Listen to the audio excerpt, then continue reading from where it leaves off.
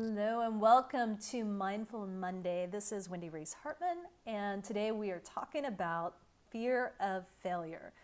How many of you know this fear pretty intimately? I know I do, and I know most of the business owners and leaders that I know have some of this fear as well. And especially the bigger the risk is, the more that's on the line for that failure, and that can be really, really scary. Reminds me a little bit of this past summer. I went to the beach with my family and I really wanted to boogie board. It was a really warm day and I walked up to the ocean's edge and stuck my foot in and it was chilly. And I went back and I sat down and sat in my beach chair for a while, looking at everybody in the ocean having fun and thinking, man, I really want to go out there and do it. So I went back. And this time, I just kept going out. And finally, I got to a point where I said, the only way this is happening is if I dive in. And I did. It was hours later before I came back out of the ocean. I had so much fun playing. Even a scraped knee didn't stop me. It was a lot of fun. But we won't get to experience the joy or the fulfillment that comes out of taking a risk unless we take the risk. So there are two questions that I would offer to you to help you start diving into it and moving through the fear. The first one is, what's the worst thing that can happen? And the second question is, what's even worse than that? For most of us, for most of the things that we're holding back out of fear of failure, the worst case scenario is that it doesn't work, that we have to start over, that maybe we have some significant loss, but nobody dies, and there's still opportunities available to us.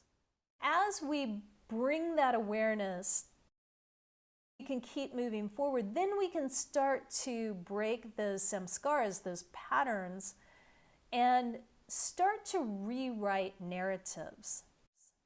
And the rewriting of narratives really happens in our mindfulness practice. So looking at, do I believe in myself enough to show up fully, to take this risk, to even tell somebody this crazy idea that I have? The second one is, do you value yourself? Do you value your wisdom, your creativity, your passion enough that when rejection comes, you don't take it as a personal affront, but you use it as a way to iterate and to be testing and to continue to improve? And then the last one is, what if you were willing to take on the showing up fully, to taking the risk as a sense of adventure? Remember when you were a little kid and you'd go on adventures and it would be crazy, it'd be wild amounts of creativity and wonder and playfulness. What if taking this risk could hold much of that same energy? It's totally possible, y'all. So here's what I would like to leave you with for your weekly Inspired Action Challenge.